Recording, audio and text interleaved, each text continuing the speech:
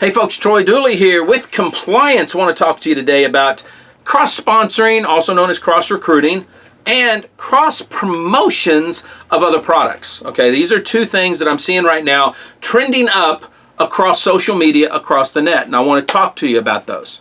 Number one, let's look at the cross-sponsoring, cross-recruiting. First of all, what is it?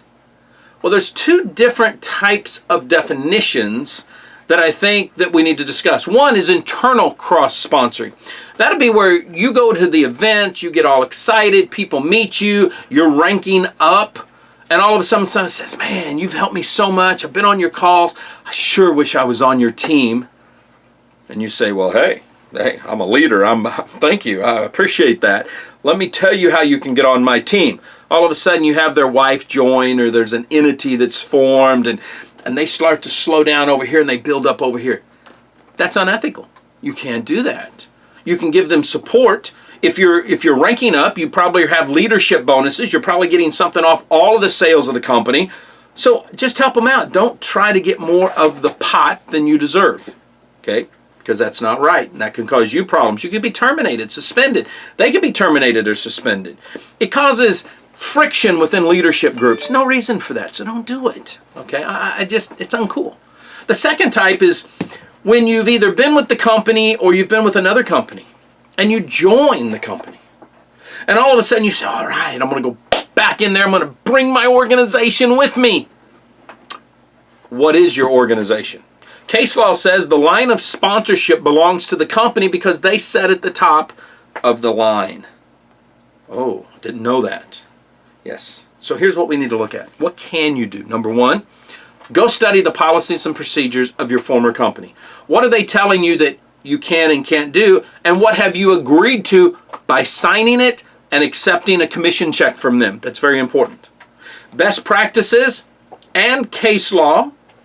You can talk to your personally direct customers and personally direct team members, those people that you brought to the company, those people that you had a prior relationship before you joined the company.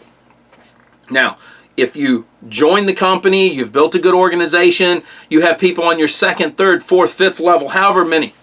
Some of them could be active, some of them could be inactive. Most policies and procedures say, you can't talk to them. Not at all. Troy, what do I do? How do I do that? It says I can't directly or indirectly talk to them. I'm hamstrung. I can't do anything. Not necessarily. Okay, sometimes those people have to set out their time period. There are times when they will contact you and you can talk to them. There's nothing to say that you can't talk to them. You just cannot blatantly go in and try to raid the other company. Okay, that's the key. And here's why this is, guys. And you need to think this one through a little bit. If you built something yourself before, then you should be able to take your team from before if they want to join you. And you should be able to build again because they will be able to talk to their people who'll talk to their people, and it works out well. Now, you don't want to get on some kind of public call or anything, because if you're on a public call and I'm the compliance chief and I'm listening in and I hear that you're talking to other people that are cross-line, other people that are downline that weren't your personally direct, I'm going to have the team send you a letter. Because you just crossed a line. I'm going to be calling you. We might suspend your account. We're going to have this discussion. So when you guys actually call and talk to me and you say, oh my gosh, Troy, this other company, they're not paying me and they just sent me this letter, in most cases, it's well-deserved. Plain and simple. So what do? Here's what you do. If you want to do this right, if you want to do it ethically, number one, don't make me the last call. Most of the time, here's what happens. Your new upline, they're excited. They get you and say, oh man, start talking to your leader. Start going now, go now, go now. And you do, and you get in trouble. Now, I know it's a two-way street, and it's hypocritical. So understand, I'm agreeing with you already. I know what you're thinking. You're saying it. Troy, I went to this company, and they told me talk to everybody. Now they're telling me I can't talk to anybody because I'm leaving. I know it sucks, but it is what it is. So you got to deal with that ethically. You also need to understand that all that team member that you had over there, all that upline that you had, they're building their own business too. Just because it's time for you to move on doesn't mean that it's time for them to move on. Is it right that you go and you start raiding and pilfering the hard work that they've put in also? Now, I know some of you are saying, well, Troy, you don't understand, man. They're like a witch, or they're like a dog or whatever. No, not necessarily. It's just we're all humans, and you get emotionally attached to this stuff. Matter of fact, I had a situation the other day. Wonderful, wonderful top leader in a company. Matter of fact, there's images on the net with me praising her at a large event.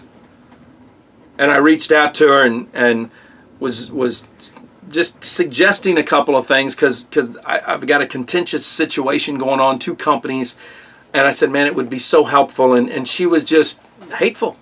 I don't need to talk to you. I'm not one of your groupie, flunky type people. And it's like, man, that's sad because my goal here was to help, to alleviate a situation. And instead, she saw me as an enemy.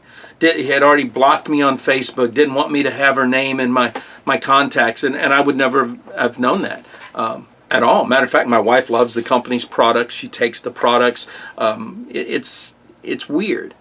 But here's the deal.